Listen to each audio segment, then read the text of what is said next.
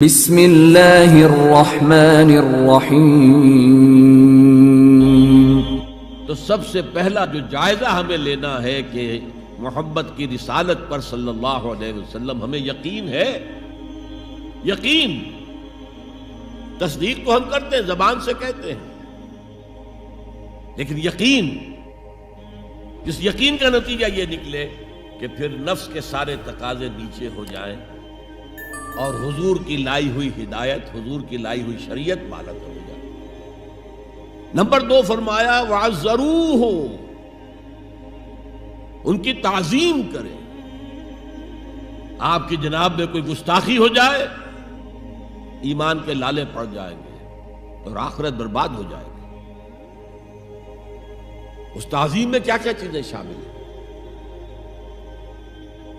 دیکھیے سورہ حجرات میں ابتدائی حصے میں تفصیل سے کہا گیا، یا ایھا الذین آمنوا لا ترفعوا اصواتکم فوق صوت النبی ولا تجہروا لہ بالقول کجہر بعضکم لبعض ان تحبط اعمالکم وانتم لا تشعرون۔ اے ایمان کے دعوے دارو، کبھی اپنی آواز کو رسول کی آواز سے بلند تر نہ کر دینا، مبادا تمہارے سارے اعمال حبط ہو جائیں اور تمہیں پتہ بھی نہ چلے۔ میں نے کوئی گناہ کبیرہ تو نہیں کیا ہے، میں نے کوئی کفر تو نہیں کیا ہے، بس یہی ہوا نا کہ حضور کی آواز کے مقابلے میں اپنی آواز کو اونچا کر دیا۔ لا ترفعوا اصواتکم فوق صوت النبی ولا تجہروا لہ بالقول کجہر بعضکم لبعض، بلند آواز سے جیسے آپس میں باتیں کر لیتے ہو ایسے کبھی بات نہ کر بیٹھنا، ان تحبط اعمالکم، کہ تمہارے سارے اعمال حبط ہو جائیں، اکارت چلے جائیں، ختم ہو جائیں، وانتم لا تعلمون، تمہیں احساس بھی نہ ہو کہ ساری پونجی لٹ گئی۔ اس آیت کا ہم پر اطلاق کیسے ہوگا؟ کبھی سوچا؟ صحابہ کرام تو یقیناً اس کے مخاطب اول تھے، ہم پر کیسے اطلاق؟ اگر ہماری گفتگو ہو رہی ہو، بحث ہو رہی ہو، میں کچھ کہہ رہا ہوں، آپ کچھ کہہ رہے ہیں، لیکن کوئی کہہ دے حضور نے یوں فرمایا ہے، فوراً چپ ہو جاؤ۔ اب اگر کہا نہیں میرا خیال یہ، اب گویا کہ یہ حضور کی آواز سے آپ نے اپنی آواز اونچی کر،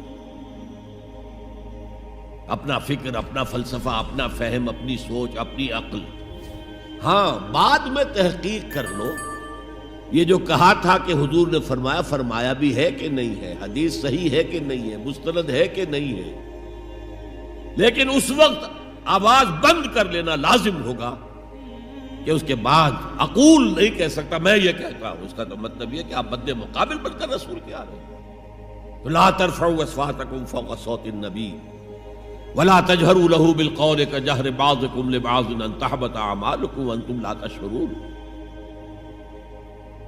صحابہ کے بارے میں آپ نے سنا ہوگا کہ حضور کی محفل میں ایسے بیٹھے ہوتے تھے ساکت و صامت، جیسے کہ ان کے سروں پر پرندے بیٹھے ہوئے ہیں اور انہیں اندیشہ ہے کہ ذرا سا بھی ہلیں گے تو پرندہ اڑ جائے گا، اس قدر ادب۔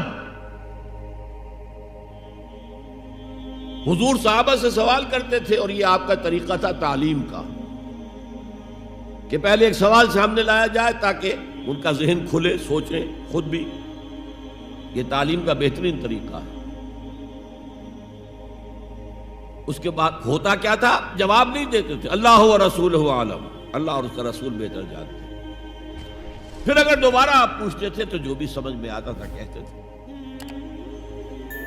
مجھے یاد آ رہی ہے ایک حدیث، اور اچھا ہے کہ وہ آپ سن لیں، اس لیے کہ عام شکایت یہ ہے کہ مذہبی لوگ معاملات میں اچھے نہیں ہوتے، مسجدیں بنوائیں گے، مسجدوں میں قالین بچھوائیں گے، وہاں پر فانوس لگوائیں گے، سب کچھ کریں گے، مدرسوں کی خدمت کریں گے، علماء کی خدمت کریں گے، لیکن معاملات، تجارت، کاروبار، بین الانسانی تعلقات، عام شکایت ہے، اس کی وہ پرواہ نہیں کرتے، حقوق العباد کا لحاظ نہیں۔ تو حضور نے ایک مرتبہ پوچھا صحابہ سے، اتدرون من المفلس، تم جانتے ہو مفلس کون ہوتا؟ صحابہ نے جواب دیا المفلس عندنا من لا درہم لہ ولا دینارا، حضور ہم اس شخص کو مفلس سمجھتے ہیں جس کے پاس درہم و دینار نہیں ہے۔ ہم کہیں گے روپیہ پیسہ نہیں ہے، فرمایا نہیں، میری امت کا مفلس وہ ہوگا جو بہت سی نمازیں لے کر آئے گا، بہت سے روزے لے کر آئے گا، بہت سے حج لے کر آئے گا، بہت سے عمرے لے کر آئے گا، لیکن اس کے ساتھ ہی قد شتم ھذا، فلاں شخص کو گالی دی تھی، وَأَكَلَ مَالَ ھذا، فلاں شخص کا مال کھا لیا تھا، فلاں شخص پر تہمت لگائی تھی۔ اب وہ سارے دعوے دار آ جائیں گے، اللہ اس نے میرے ساتھ یہ کیا، ٹھیک ہے بھائی اس کی نمازیں تم لے جاؤ، اور تو کچھ ہے نہیں، کوئی کرنسی تو ہے نہیں وہاں، نہ ڈالر ہے نہ یورو ہے، کچھ بھی نہیں، اعمال کی کرنسی ہے، نیکی تم لے جاؤ۔ کوئی اور دعوے دار آیا، روزہ وہ لے گیا، اس کے پاس کچھ نہیں رہا، دعوے دار اب بھی باقی ہیں، اب ان کے گناہ جو ہے اس کے حساب میں پڑنے شروع ہو جائیں گے، یہاں تک کہ دوسروں کے گناہوں کے بوجھ تلے دب کر وہ جہنم میں جھونک دیا۔ یہ مفلس، تو یہ انداز تھا حضور کا سمجھانے کا، پڑھانے کا، فطری طریقے تعلیم۔ تو فالذین آمنوا بہ وعزروہ، تو وہ لوگ جو ایمان لائے ان پر اور جنہوں نے ان کی تعظیم کا حق ادا کیا۔